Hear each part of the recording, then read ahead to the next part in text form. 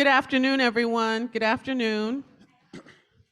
We're just going to start our session here.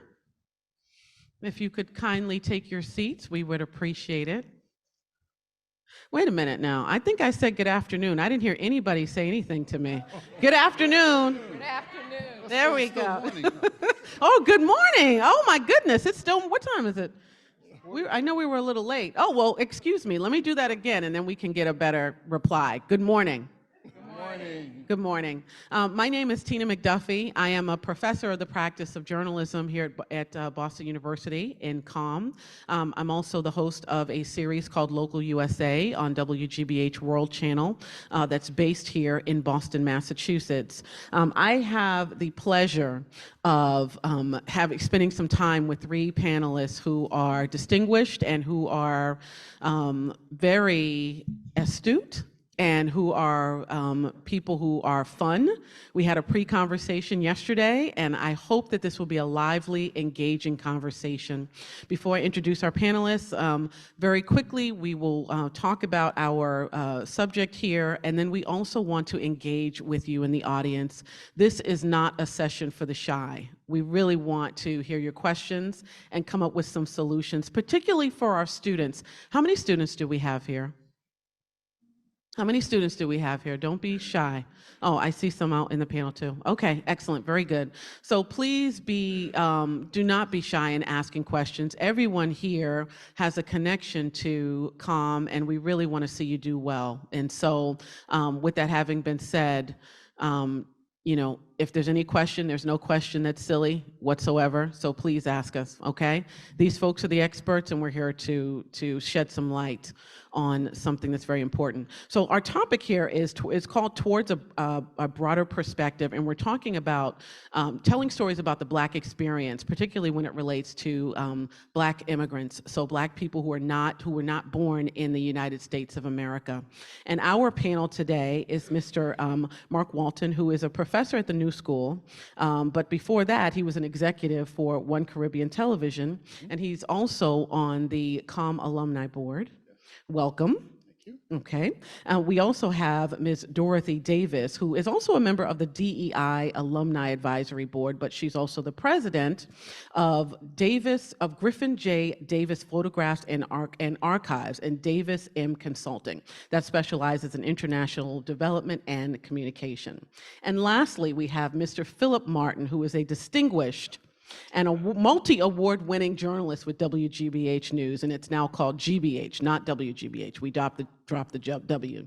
But Phillip has won, I don't know how many awards, but one recent award is a National Edward R. Murrow Award.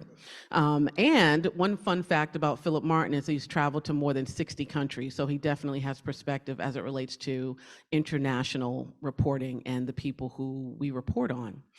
So let's give a little bit of perspective, and I know, Mark, we had a conversation yesterday, and we were talking about some of the numbers, but recent census statistics say that 1 in 10 Black people in the United States were born in a different country, and you were saying it's 2. Well, it's actually, do I need to take the mic? Yes, you can take it off, yep. So, yes, the census, which we know is, how accurate is the census? Okay, so yeah, the census is saying that 1 in 10 is actually an immigrant. But the reality is, Pew Research actually did a little bit deeper, and when you really want to think about it, it's more like 2 in 10 at a minimum, because it's not just those immigrants, but it's the descendants, direct descendants. And you know, I'm in the hair club. Oh, can I actually say that? No. So I'm first generation. My folks from Barbados, and I'm actually kind of like this diaspora person, because my wife of almost 30 some odd years is from Senegal, and I would definitely want to make sure that you included in my bio that I was one of the people that was one of the founding to start the Africa Channel, of which Paula Madison is here, the owner. And I always say that because it's kind of like one of those movies where you see, it's like, I see the dead people, I see the connections, and why aren't we seeing that reflected in media? So I wanted to give a little numbers background. So we've got the 2 in 10. So the 2 in 10, let's put some numbers on it. Out of the 42 million people, Black people, that means that there's 8 to 10 million that are actually in this category. So 46% of that immigrant population, immigrant and descendant, are actually from the Caribbean. 44% are actually from Africa, and the rest are from Central and South America and other points. Okay. More numbers. The average age of a US-born Black in this country is 30. The average age of an African immigrant descendant is 38. The average age of a Caribbean is 49. So just, we all play programmer. Let's play programmer for a minute. Can you actually program the exact same thing for somebody who's 30 versus 38 versus 49? So it was really just I wanted to just set the stage that this population is not monolithic. Black people in this country are a real mosaic. I love this artwork here, kind of feels like it shows it. But I wanted to start out with some numbers just to kind of put some perspective on it. Sure. And Dorothy, we talk about Black people not being monolithic, but how do we strategically put those stories, on outlets, media, digital, et cetera? How do we do that? How do we explain that there's a difference between a Black person who is from Zimbabwe and someone who's from Jamaica? How do you do that? Well, my experience is that you go to them, you tell the stories, you get their stories, and you sell the stories internally. When I say internally, I mean in the structure in which you're operating and whatever the media structure is. Or you give that angle to a, let's say, common story. All right, George Floyd, that was a story everybody resonated from, right? Well, Mark is more of a business person with statistics and all that. I don't have that. So, but what I am gonna say, I'm operating from an experiential way. So for instance, I represent, I'm the UN representative for the Congressional Black Caucus Institute, and we're trying to get our stories out to the world. And one of the things that happened around George Floyd was, because everybody witnessed it on TV, all of a sudden the African group at the UN in Geneva forced the UN Human Rights Council to do a systemic racism report, which of course President Trump wasn't interested in, but they did it. And why did they do that? Because they saw the commonality between the issues of police brutality and other kinds of brutality in their different situations. And all of a sudden now it created an opportunity for us to align ourselves along the lines of racism. And then bring it forward so that the larger, I don't know about larger, but the white population had to address it. So that's what I mean by telling our stories. All of a sudden, colonialism got lumped with enslavement, with genocide in that report. Now, Phillip, I want to ask you, because your reputation is one of telling diverse stories within the Black community. So how do you approach those stories? And then how do you sell those stories to your editor where you get the approval to actually do the story? Thanks, Tina. I appreciate it. And thank all of you, and thank my panelists. I was really happy about this panel, that you decided to convene this and the topic, because first of all, in answer to your question, and in this context, even the term Black community does not lend itself to complexity. So I don't use it. And I insisted with folks at GBH when I arrived there, first at the World PRI program, BBC program, and then later, in my latest incarnation at GBH as a senior investigative reporter, I insisted that we use the term Black communities, because we are no more homogeneous, monolithic than Latino communities, for example. And so in order to, if you will, de-aggregate the notion of Blackness and to allow that term to actually seep into the public conscious, it's important to basically examine what do we mean by Black communities. We're varied. They represent both class and colorism and geography and immigration status, so on and so forth. And I think about the places that I've traveled and reported on. And in traveling and reporting, the type of focus of mine, as you know, has been social justice. And I find that the umbrella for all of this is notions of hierarchy. That's how the world is. When we're talking about conflict in the world, we're talking about hierarchy, whether it's race, whether it is caste, whether it is class, colorism, whether we're talking about something, a sub-context of colorism, which is albinism. You're talking about differences, but you're mainly talking about the umbrella of hierarchy.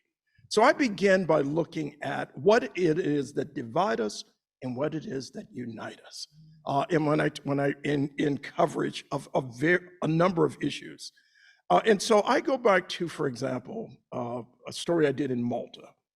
In Malta, I visited camps where they called them refugee camps, but they were essentially incarceration camps for largely Somali, Eritrean, Ethiopian refugees who were escaping a multitude of problems, including violence, including climate change, which we have yet to address fully in terms of its complexity and how it's impacting the world and creating migratory problems and so on and so forth. And inside those camps, I had a chance to talk to the warden, who again called these refugee camps and showed me the nicest part of the camps. I came back later at night to find the part of the camps that weren't so nice. And so what I look for I look for complexity. I look for, again, what divides us and what unites us, and try to report essentially that way. But it's through the voices of those on the ground. So in that camp, I was able to speak with individuals who had been there for far longer than it was legally determined. They were supposed to be there 6-7 months and then released into society. Some of these people had been there for 7 years, and so on and so forth. That became something I reported on. But obviously, heard from the warden, who described it one way, and heard from people in the camp who described it another way. What's important for me is to hear the stories on the ground, to hear what's happening in their own voices. Another example was in Brazil. I covered what was called crianças da rua, children of the streets.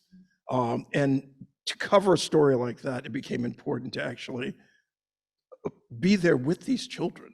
Because I was hearing one thing from Brazilian policemen, their frame of reference, their interpretation of reality, which was a lie. And I hope journalists are used to using that term now, lie, because before we were too often used to saying things like non-factual, untruth, but no, it was a lie.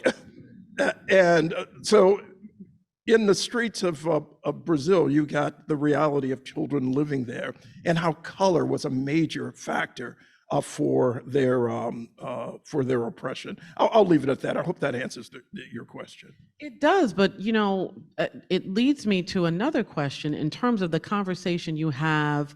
We're connecting with people and the story is important. Maybe I'm an editor who may not understand that story is important. What's that conversation? Oh, that's a great question, and here's why.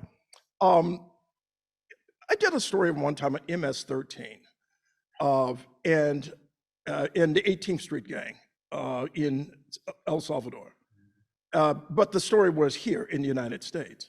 I had an editor who felt that it was not important to describe the history of MS-13 and its provenance being Los Angeles, not El Salvador. He did not see that as important. I said, are you kidding?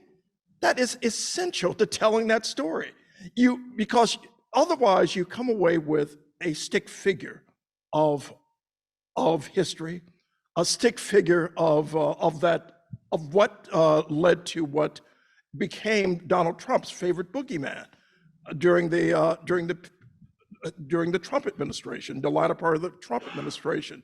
It was important to point out that, and this is why history is so important. History is critical. It was important to point out that you had a situation during the Clinton administration where individuals in Los Angeles who committed crimes were being sent back to El Salvador. Understandably, we get that. But they did not understand the fact that the United States had supported a war in El Salvador in the 70s and 80s. Essentially,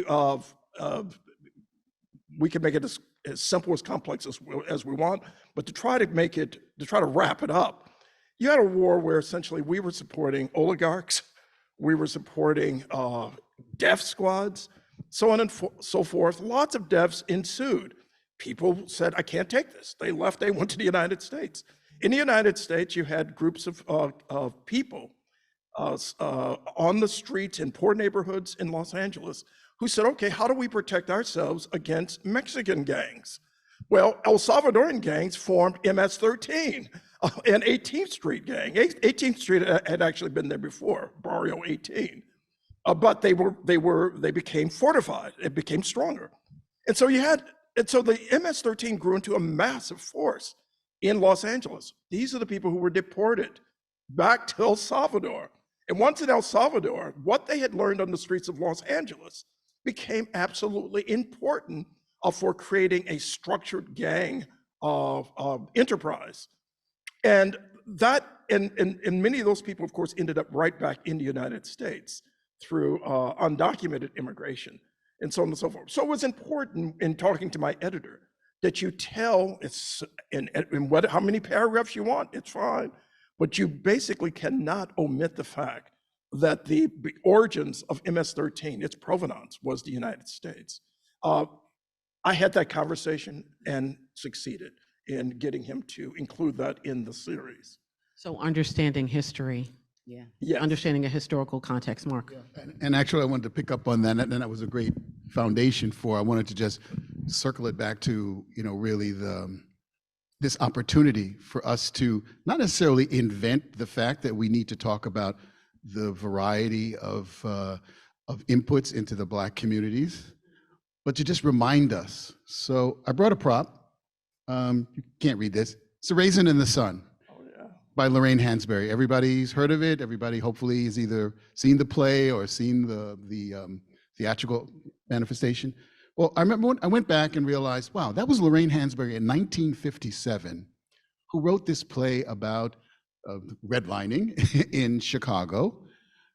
But who was a major character in there? It was the Nigerian doctoral student who wanted to take Walter's sister back to Nigeria, not to live in the hut, no, to actually come back and be celebrated as a queen. So I'm thinking to myself, wait a minute, that's 1957, and we have this Pan-African thread through there. So I'll refer back to the prop. Sidney Poitier played that major character. Oprah's production company just did a nice biopic on him. But I thought to myself, when did we ever see Sidney Poitier talk about his Caribbean roots in any of the films that he was in? In fact, he's known for actually bringing to life the struggles of Black people, but usually US born. And he was never really allowed to talk about what it meant to be Caribbean and here. And Cicely Tyson and Harry Belafonte, these are all people who had that roots. And it's not that these communities were separate, they were all together. When my folks came to Manhattan, from Barbados, even before then, these communities were together. Carter G. Woodson, who's Carter G. Woodson? Started Black History Month as Black History Week. Carter G. Woodson used to actually write for Marcus Garvey's Negro World newspaper, the father of Pan-Africanism. So when I thought about this topic, I was like, wait a minute, we're not inventing something. This has been here. These communities have been together. They have nurtured each other. They have talked to each other. And somehow we've been separated so that we now have to try to bring ourselves back together. And that's why I always try to look back at history just to see, well, what really was there that we need to now make sure that we don't lose and that we bring together. And Dorothy, oh, go ahead. Okay, so I told you earlier, yeah. I told you earlier about my dad being the first roving editor for Ebony. So I grew up with Ebony, obviously, and he was once asked, why did John Johnson create Ebony?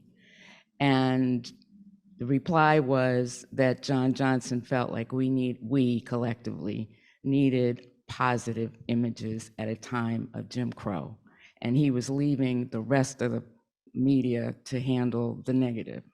And that's why he started it. Now, it evolved into other things, but bottom line, that was his point. And at the same time, I want to add this to it. My dad went to Morehouse, and it was through him that Robert Johnson came to Ebony and Lerone Bennett came to Ebony because they were classmates.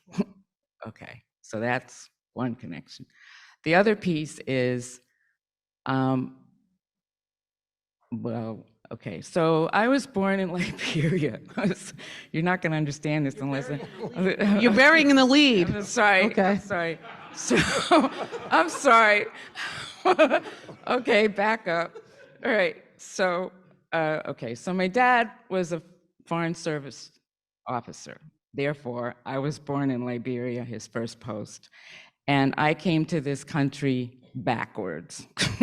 So I was shaped by growing up in Liberia, where essentially there was no racism, and I was just Dorothy.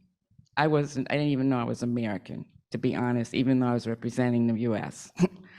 And then I moved to Tunisia, and that was a newly independent country, obviously very different from Liberia. And then we came over here, and they tried to get me, stop me.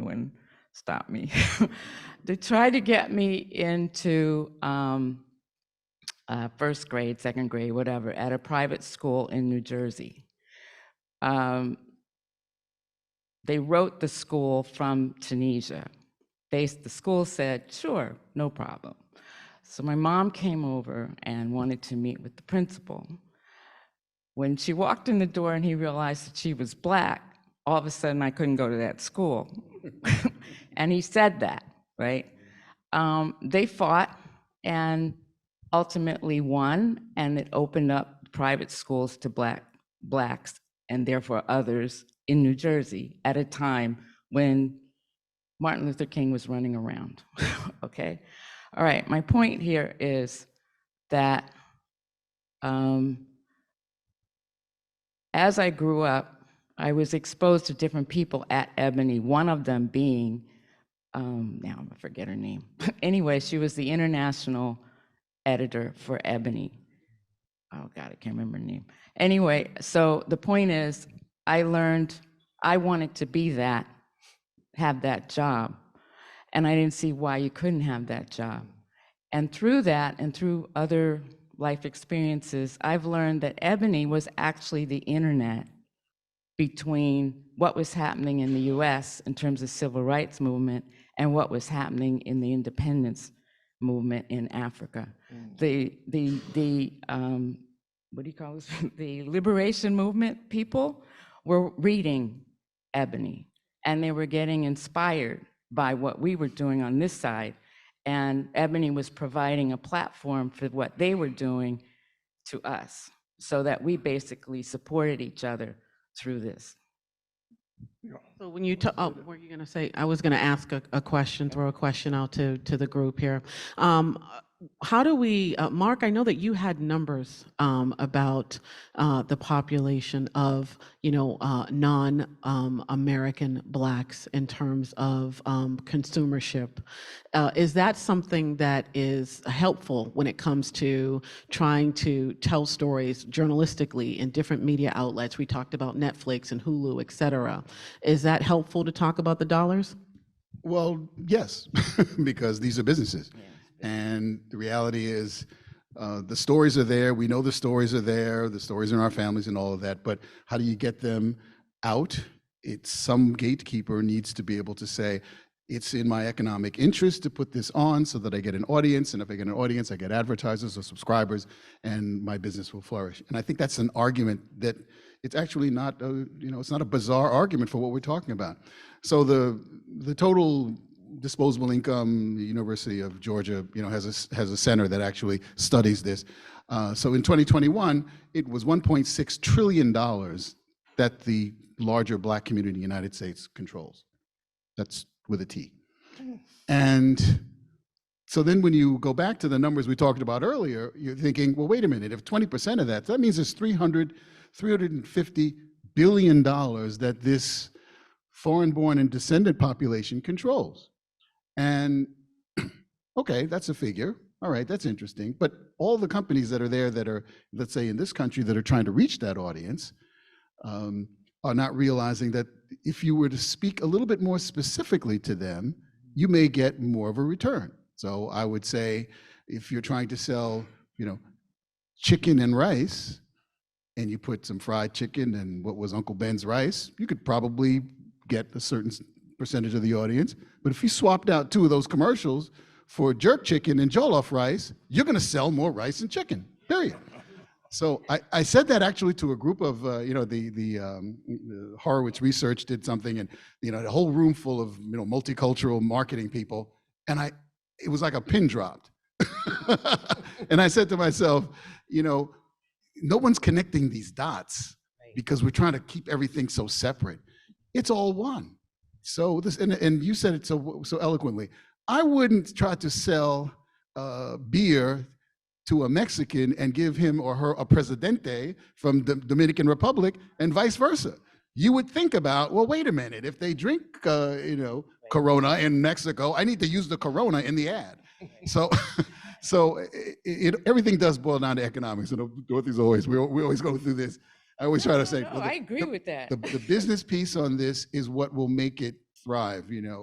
That's at the end of the day. Now, the storytelling and the ability to tell stories and the ability for us to make connections within the community and so on, that can happen, and that is happening. And creative talent is there. But if we don't have an economic base, then it doesn't work. And I think we were talking earlier, who's out there doing this right now? Who's maybe leading the charge? Actually, the streaming services seem to be somewhat leading the charge on integrating these different stories. Amazon Prime did Small Acts, which was this great representation of the Caribbean community in the UK in the 70s and 80s. There's a story here in the United States to that same extent that could be told, but it was also because at that time, maybe she's still there, the CMO is actually a Ghanaian American. Netflix has an entire section on Netflix called Made in Africa, okay? Now, you may not see it because the algorithm may not pick you up and you might not be served that, but it's there. And it's filled with the Francophone speaking French films and Nollywood films. And of course, Nollywood, who are they? Second largest film industry in the world behind Bollywood. So the talent is there, the stories are there. We just have to now migrate this conversation around a more inclusive discussion around what Black programming is to be really inclusive and to really talk about what's the variety there. And the variety makes this interesting. I don't want to see another Batman, okay? I've seen it. But I want to see more stories that come out of the Caribbean, I want to see carnival stories. I want to see stories that talk about, that talk about our history. Right. And guess what? The larger companies can make money on that because, I'll keep my Netflix subscription if you start giving me the stuff that I want. And, and I'll close with just the fact that Netflix didn't create the technology. I am so happy that we have Deshauna here to talk about Quelly, and that we have, especially the younger generation who's not encumbered with some of the thought processes that some of us baby boomers have. That is just saying, no, there's some good stories. We just need to create a platform and put them out there. So it really is for us to support the platforms that are there that will allow us to tell those stories, support, where I was One Caribbean or Africa Channel, the places that will allow us to make the direct dollar. Because at the end of the day, as now I'm telling a lot of the Caribbean and the African filmmakers and TV producers, you don't really need to come through Paris, New York, or London in order to get this done. The technology is there. You just need to connect with that audience, because out of the, what was my figure before? 1.4 billion people, 1.6. These are numbers. I love these big numbers, because you think of a big number. There's a business in those big numbers. But with 1.4 billion people on the planet of African descent, there's a market there. I don't want to cut you off because this is a great conversation. I have more questions for all of you, but we have an audience that has questions. So we are going to allow for those questions because we really want you to engage, particularly our students. One thing I will say is that we have many international students here at Boston University. And when I meet a student, I will say to them, "Where are you from?" And they say, "I live in Brookline." I'm like, "Not with that accent, where are you from?" Right? And they'll say, "I'm from Port-au-Prince, Haiti." I'm like, there we go, that's where you're from, right? So it's really important to embrace that and appreciate where you're from. That adds value to your newsroom, to the platform, to your documentary. All of those things add value. So with that having been said, we're gonna open up the floor to the audience, and I'm hoping to hear from some of our students today especially. Not that we don't wanna hear from alumni, faculty, and staff, or even our dean, but we we love our students. Come on, you guys have questions. I'm not a student. You can probably tell. I've really enjoyed this discussion. My name is Leslie Ford, and I write about and write and research and speak about social justice issues, but I only sprinkle in color, culture, and difference when it's relevant. My family is from Barbados. I also grew up in both countries. And as you think about real systems change, which we're all trying to affect, what can we do now while our lives matter to accelerate it? Do you want to take that? Well, if I have to. No, I would love to address that. Boy, I think we first have to give ourselves permission to be who we are. Okay. Who watches Insecure? Issa Rae? Okay. Who knows that Issa Rae is actually Senegalese? Her name is Issa Rae Diop. Oh, good. All righty. And her sidekick, Molly, is Nigerian. Okay. But I never hear them talk about it. I never hear them mention it. So we need to give Issa Rae permission to say it's okay to talk about the fact that she's got this rich background to make the story more flavorful. Abbott Elementary, I love that show. It is so funny. Kenton Brinson is really a genius. But it hurts my heart to know that Sheryl Lee Ralph, Emmy Award-winning Sheryl Lee Ralph, I might add, that Sheryl Lee Ralph is not allowed to be exactly who she is, which is a Jamaican woman who's proud of being Jamaican, who is in every opportunity allowing herself to be Jamaican, and have that woven into the show. Because Abbott Elementary is set in Philadelphia, which happens to be the 5th largest community of Caribbeans in the United States. And her character is a no-nonsense somebody that reminds me of all my relatives. And I'm saying to myself, that's easy. That's not, we don't need legislation for that. We just need Quinta to know that there's permission to do that. And that's us. That's writing letters. That's sending a tweet that says, "I love the fact that Sheryl Lee Ralph got this award, but how come you don't talk about her being Jamaican?" I mean, I don't know if it's that simple, but I think it's worth a try to make that kind of connection, because the audiences are who we're serving. And again, we're getting back to those numbers, which are huge. If that were to happen, and all of a sudden the Jamaican community said, right on, and wrote a couple of notes to somebody at ABC, guess what? It would happen. Abishola Hearts Bob, this CBS show that I don't know how it came about really, and I've long been, I was at CBS in the early days, so when it came out, I was like, really? I said, whoa. But it is actually breaking some ground because we're actually seeing a Nigerian family. Now, are we seeing it in the most positive way? You know, I don't know. But reality is that it is touching a nerve, and it is helping the average American to not think about this audience as being so separated, but to be a part of the fabric of who, you know, who Black people in this country really are. So I guess the answer is really, you know, one step at a time. We can do this one step at a time, but let's do the things that are really easy to do to start out with, and then talk about the numbers to corporate America and how that really needs to be something that's done. I also talk to people about just learning who their neighbor is, who they're who's the person sitting next to them at the office or something. Talk to them, go have lunch with them. You know, people want to make it an us them. Well, the media has put it so that it's us them, but we're all in the same boat. A lot of people left their countries to come here to live and have been living here for decades at this point, and we isolate ourselves from each other and don't learn. This is something in politics that I've learned. There was a campaign in Virginia, and the Ethiopians are having a problem, and they went to the campaign, to the candidates, the Democratic candidate, saying, you know, what is your stance on this problem, which is an Ethiopian problem? And they didn't take them seriously or didn't answer it properly, let's say. They went to the Republican side, and the person said, yes, I'll stand up for that. And the Ethiopian community voted for the Republicans, right? Which was, you know, didn't make any sense when you look at all the issues, the other issues that were affecting them. So it's important to pay attention to these different groupings for our own purposes.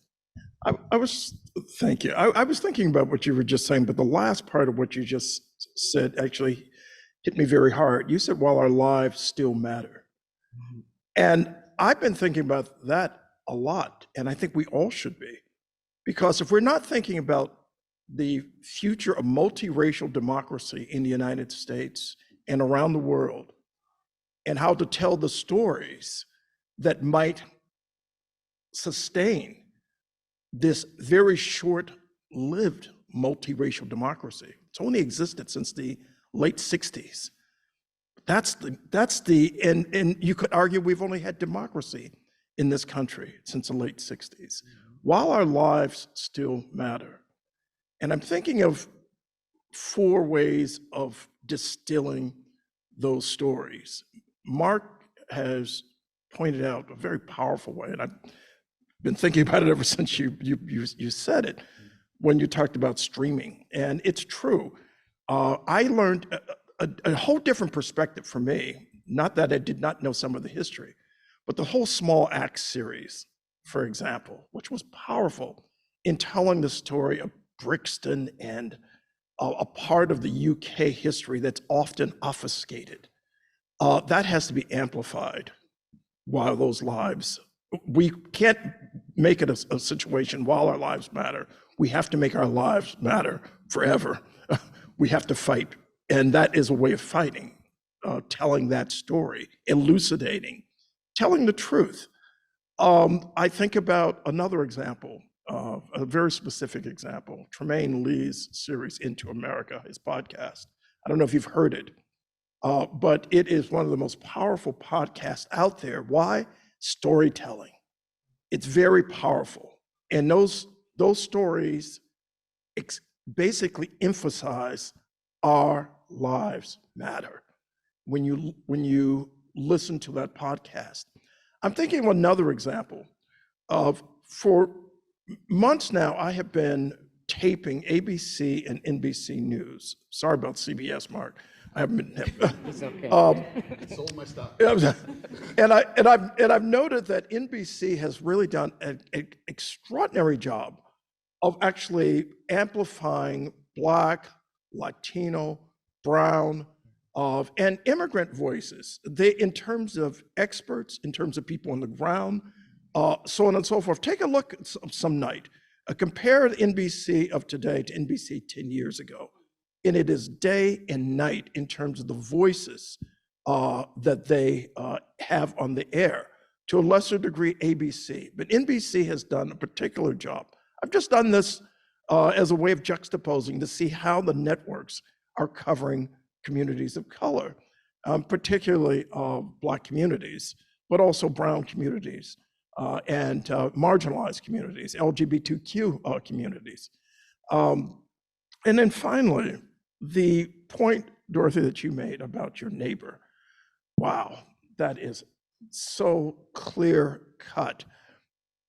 One of the things that we're one advantage I have with Boston that I didn't have the same advantage in Detroit, which is my hometown, proudly so, is that I can go to a Dunkin' Donuts or go to a Haitian bakery, and I can get into a conversation with people from a different background.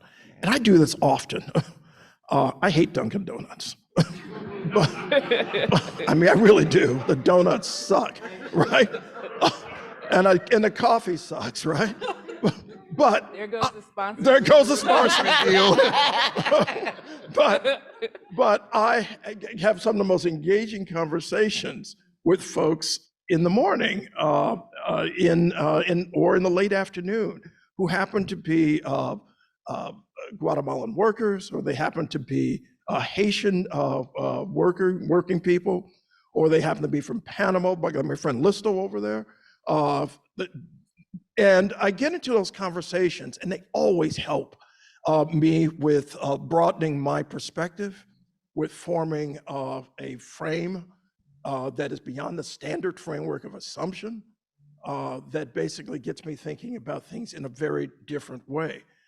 And so that conversation you're talking about, Dorothy, I've had that conversation at airports in London. I've had that conversation at Greyhound bus stations in Cleveland, where my friend Lynn is from, and so on and so forth. I took a Greyhound bus 2 years ago, deciding, because I hadn't been on one in ages, and decided to hop on the Greyhound bus and heading out towards Buffalo, because I wanted to see who was getting on and off and on, and who and getting in conversations with folks I hadn't spoken to in a long time, ever since I ascended into the middle class. I had not, been on that Greyhound bus, and it was important for me to get back on that Greyhound bus. In the same way, it's important for me to go to that Dunkin' Donuts, or to that Tim Hortons if I'm up in Toronto, or to some of the Haitian bakeries in Montreal, or to places I might pop into in Oakland. I love Oakland, by the way. So that is one way of making sure that our stories are told, is by amplifying them in whatever way we can. And we've just cited several. And from the personal, one-on-one, to the streaming, the inculcation that occurs when we're watching programs like Small Acts, to the social media interactions we might have with someone. I'm on Facebook, and I'm in touch with someone. Someone mentioned Senegal. I'm in touch with someone in Senegal, and for that matter, with folks from Kazakhstan to Mongolia on Facebook. It's a way of staying in touch and creating perspective. I want to be mindful of time. I'm not sure how we're doing, but we'll take a few more questions. All right, we have some hands. I see some student hands back there. Oh, wow. Yay. Hello, I'm Keyshawn. I'm a journalism student here at BU. And I wanted to, since we're talking about like this broader idea of Blackness, I wanted to start with a personal anecdote, and I'm gonna try to be as articulate as possible, because it's gonna be hard because my mind is racing because all these interesting ideas. But so this previous summer, I went to Kenya, which happened to be my first time abroad. And I'm born and raised in Southern Indiana, have my Kentuckian lilt, but like went to Kenya to study Swahili. And I cannot tell you the countless times that I walked up to someone and they started speaking to me in a language called Kikuyu, because they thought I was from the Kikuyu tribe of Kenya. And it was completely disorienting because it was the first time I had ever experienced being like I had ever been looked at with a nuanced eye, essentially. So, you know, coming back to the United States, which I just got back like towards the beginning of August, you know, that's where really the culture shock has really set in, because I've been, you know, starting to think about the lack of Black faces in the spaces that I'm in, you know, formal education. But when I do see a Black face, it is often someone who has close heritage to the Black world, like perhaps their parents are from Nigeria or their parents are from Jamaica, and so they sort of have this, you know, closer connection with that world. And I just wonder, like, why that is. What is it about the psyche that allows them to that allows them to make it to these spaces, rather than, you know, someone like me who was born and raised in the United States, and I come from a family who, you know, we don't talk about Africa, we don't talk about the Black world because that's embarrassing. And when you were talking about the broader idea of Blackness, and, you know, we talked about Issa Rae and Portier and, you know, all these people who come from these nuanced ideas of Blackness, or have these nuanced ideas of Blackness because of their experience. I started thinking about, well, maybe they end up inadvertently taking on the Black American struggle because they're the only ones who have the that sort of speak to that experience, because they do end up taking on the experience because they're living here, but it doesn't allow for them to, you know, speak to their personal experience as well, which is a bit more, which is their own, more so their own. So I'm just wondering, like, what if you have any thoughts on this? What's your thought process on this? Yeah, I think I'm over there. I have always said that international students who come here have the advantage of learning us and taking it back, and then having an opportunity to understand how to work both. Here, we only know here. We don't get that opportunity unless we look for it. And so the other thing is that if you're talking about Africans or Caribbeans or whatever, the majority in those countries are Black, and they don't understand why we have Black History Month. Right? I mean, I get that all the time, you know, like, what's up with that, right? And I have to explain to them why that's important to us and to them, for that matter, because we bring their history sometimes into Black History Month. All right. So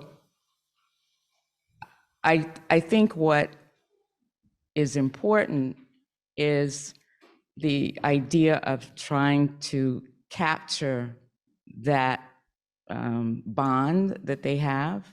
Even if you have been here 2-3 generations, whatever, you know, have been here 2-3 generations, most likely, even if you came, your family originally came because there was a civil war in X country, most likely you've kept some kind of bond through the generations with auntie whoever in that country. Maybe you have visited in the summer to meet your cousins.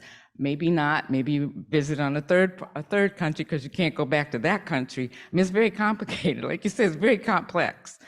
But you still, the stories are still being told. Like when slavery was going on, the stories were still being told.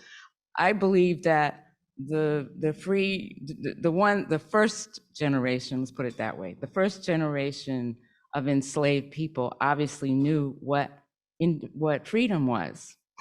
And they just kept telling the stories from generation to generation, which allowed us collectively to understand that there was something called freedom once we got into the 4th or 5th generation of this, right? and that we would eventually get back to freedom, right? So it's those kinds of stories in the country, in each family's history, the griots, in each family's history, that keeps those hopes alive and keeps that kind of inspiration going. Culture shock, I understand completely, but I had it reverse. I had reverse. I grew up in these places that I told you that, okay, so Liberia, Tunisia, the US, and Switzerland, okay. And the hardest country for me was coming here, even though it's quote my home country. I didn't understand any of I didn't understand the culture. And it was only just another country to me. By the time I got here, it was just another country to me. And it's taken me X amount of time to figure out the patterns, you know, the cultures and so forth. And I'm still learning. I still bump into problems with understanding. But I understand the culture shock. And then I understand you trying to explain to somebody what your experience is, and they're not understanding it, and trying to explain that to them. I'm not sure, do we have time for one more question, or are we out of time? Yeah, we started late. One more I told you question? we were activists. Okay. You mind if I add to something? Wait, we see there's another student right next to, You we mind have if I another. add something to Dorothy. Oh. Just said very quickly. You realize the import of just how important Black storytelling is and how important history is when you go to other countries. In India, for example, I'm thinking about walking into this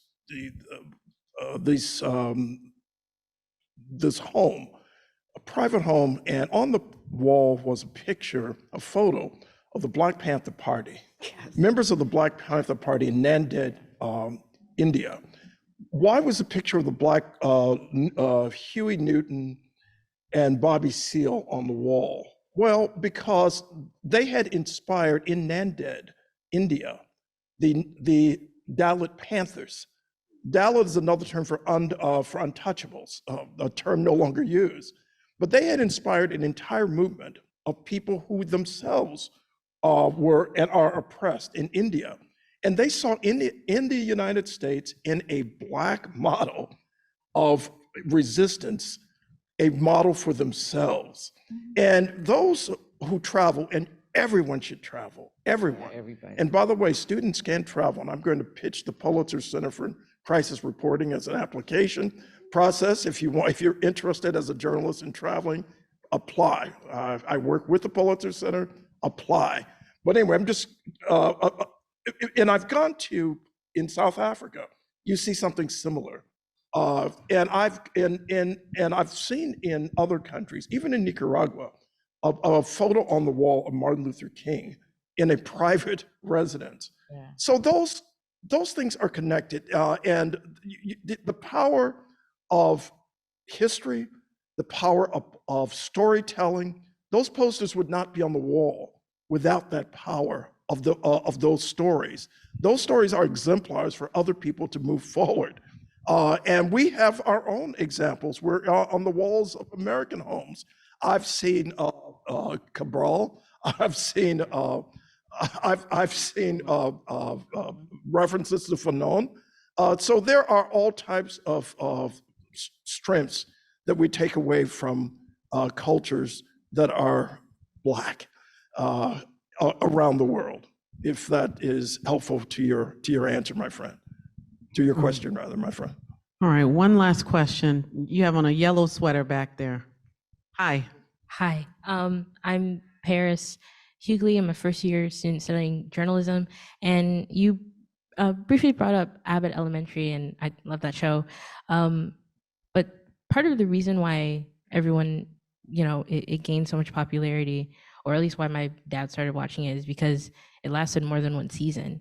And what happens often is these stories that we create don't on streaming services don't last long. So I want to ask, how do we create longevity for these shows and these projects that we want to have. If we want to have a series in a paper or have a show about these stories that deserve to be heard, when these companies that will produce it, they are the first on the chopping block when reevaluating their budget. We have another session for that or no? No, because that's a big one. I think it was in the answer that I gave, which is to not put all your eggs in this one basket, you know, looking at Hollywood to tell your story and going through all of the angst that has to go through in order to get there, that they're all the intermediary steps. You know, the gentleman earlier said that we are now in an era where you can conceive, create, edit, package, and distribute. So looking at alternative ways to get the message across, and then also looking to make sure that you are telling those people that are in those C-suites that this is what you want to see. You know, that's what people respond to. They respond to the subscribers, they respond to people who are getting on their social media and talking positively about things. And again, it's giving ourselves permission to say that it's okay to want a more diverse storyline in this show that I really feel is important. And guess what? It's probably also going to make the show more interesting. It's going to allow the show to have more longevity because we're not telling the same story over and over again. And I don't know if anybody else wanted to mention anything to that. I just have a question for you. Sure. Which is about the pushback against Black characters in whether it be Star Wars or the current iterations of Lord of the Rings on Amazon and what's the big one on House of Dragon, right? What are your thoughts about the Mermaid. The mermaid, exactly, about the extraordinary pushback that we're seeing on social media? It's to be expected to some degree, but do you think it's effective in terms of how people are pushing back against those who are pushing back? Effective, how are we going to define effective? I don't know. I'm going to ask you to measure that. That's at the end of the day, is how are we defining effective? Is if you want the system to change dramatically, then all these things that we were talking about earlier also have to happen, because you have to have a gatekeeper who is going to look at this objectively and then respond, and in turn green light scripts or green light characters within scripts that are going to go the right way. I'm still going to go on the revolutionary side, and which is to say, maybe we need to look outside of the gatekeepers here. I just came back from a conference in the south of France. MIPCOM was where most of the TV and production community, that's where they buy and sell. That's where the business happens. It's the same location as the Cannes Film Festival, except there's no paparazzi, there's no fanfare, it's just meetings. So I went, and you have a 30-minute meeting, and you buy and you sell your documentaries in your stores. I can count on two hands and maybe a couple of toes how many people from the African diaspora, from Africa or from the Caribbean were there. So if you're not in the room and you're not telling the stories, you're not making your influence, then you're like at the end of the food chain. Not just to say it, you're at the end of the food chain. You've got to be in there in the beginning, and what we're missing by not being there is we're not allowing the international world that is fascinated with our stories. Yes. I've been going to MIPCOM for 30 years. I started as a small child, of course, you know that. And I saw the first documentary about Marvin Gaye there by this Belgian producer who had this incredible documentary. I met people who knew more about hip hop there than here. So we're not using the advantage of maybe saying, you know what, this system is kind of the way it is, and we've got to do all the things that we're talking about, and we've got to get the pipeline and so on. But we also got to look where there's also money, influence, demand outside of these United States for what we have to offer. I'm so happy that I need to just do a shout out to Barbados here, not any difference to anyone else, but I'm excited about what's going on between Africa and the Caribbean. So Mia Motley, who hopefully, if you don't know who she is, she's the Prime Minister of Barbados, she's a rock star.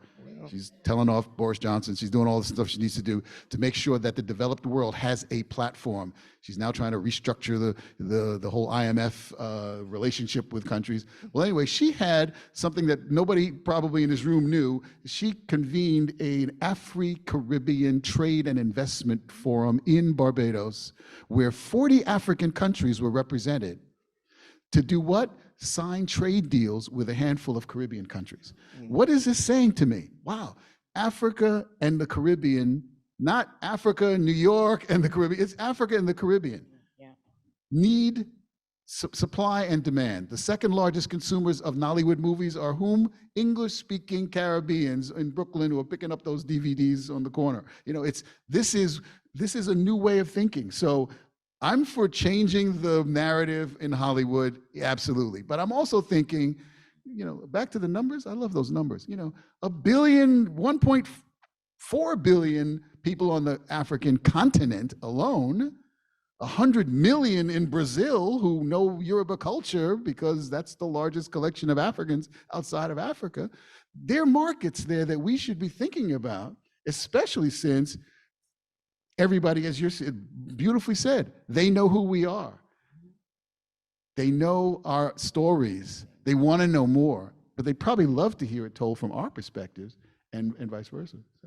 So what I'm hearing is think about other outlets, right? Other perspectives, and also know that you all have power. We're of a different generation than you are. You know, you can get on TikTok and, you know, tweet about something and then all of a sudden it's important or it's interesting, et cetera. Remember to support those Black directors, executive producers, those filmmakers, right? We do that. We do that a lot with WGBH World Channel. Remember those outlets that we're not thinking about, right? So it's not just, oh, Abbott Elementary isn't on ABC. Maybe Abbott Elementary then goes to the Africa Channel. We don't know. But, you know, it's just something to consider and think about. And documentaries. And documentaries, absolutely. We should be, there are more and more documentary outlets than ever before as a result of streaming, Netflix, but also Amazon, so on and so forth. You also have people who are gatekeepers now, people like Tina Nguyen, who is the gatekeeper for HBO documentary, who are interested, and not just interested, but want documentaries from people of color. So you have those outlets also, my young friend. All right. All right. I know we're running a little over time, but that's okay. We were interesting, weren't we? All right. Many thanks to Mark, Dorothy, and Phillip. And I think now it's time for lunch, and I know folks are hungry. So we'll see you at lunch. For those students who were too shy to talk to us, I think we'll be hanging out a little bit longer. So we'll be here. Thanks very much. thank you.